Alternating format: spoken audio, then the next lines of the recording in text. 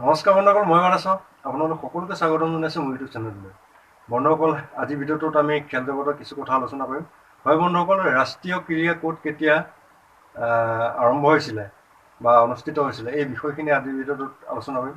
বন্ধুসকল, ভিডিঅ'টো যদি ভাল লাগে এটা লাইক কৰিব, আৰু যদি চেনেলটো মোৰ নতুনকৈ চাইছে আপুনি ছাবস্ক্ৰাইব কৰি বেল আইকনটো অল প্ৰেছ কৰিব। আহক তেন্তে ভিডিঅ'টো আৰম্ভ কৰোঁ।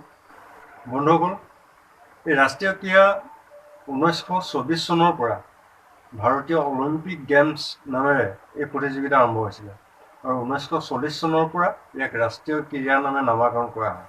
বন্ধুসকল, 1940 চনত বোম্বেত অনুষ্ঠিত হৈছিলে, 1942ত পাটিয়ালাত হৈছিলে, 1944ত লাহোৰ আৰু লাহোৰত দুবাৰ, 1946 চনতো লাহোৰত অনুষ্ঠিত হৈছিলে, 1948 চনত লক্ষ্ণৌত হৈছিলে, 1952ত মাদ্ৰাজ আৰু 53ত জবলপুৰ, 1954ত দিল্লীত আৰু 56ত পাটিয়ালা, 1958ত কটক আৰু 1960ত পুনৰবাৰ দিল্লীত, 1962ত জবলপুৰ আৰু 1964ত কলকাতাত, 1964ত বাংগালোৰ আৰু 1968ত মাদ্ৰাজত, 1970ত কটক আৰু 1979ত হায়দৰাবাদ, 1985ত দিল্লীত, 1987ত কেৰালাত, 1994ত পুনাত অনুষ্ঠিত হৈছিলে আৰু 1997ত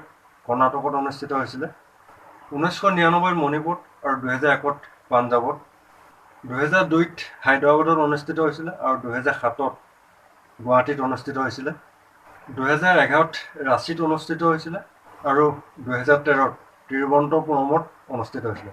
বন্ধুসকল, আজিৰ ভিডিঅ'টো ইমানে আছিলে। ভিডিঅ'টো যদি ভাল লাগিলে এটা লাইক কৰিব, আৰু এতিয়ালৈকে যদি আপুনি মোৰ চেনেলটো ছাবস্ক্ৰাইব কৰি লোৱা নাই, ছাবস্ক্ৰাইব কৰি বেল আইকনটো অল প্ৰেছ কৰিব।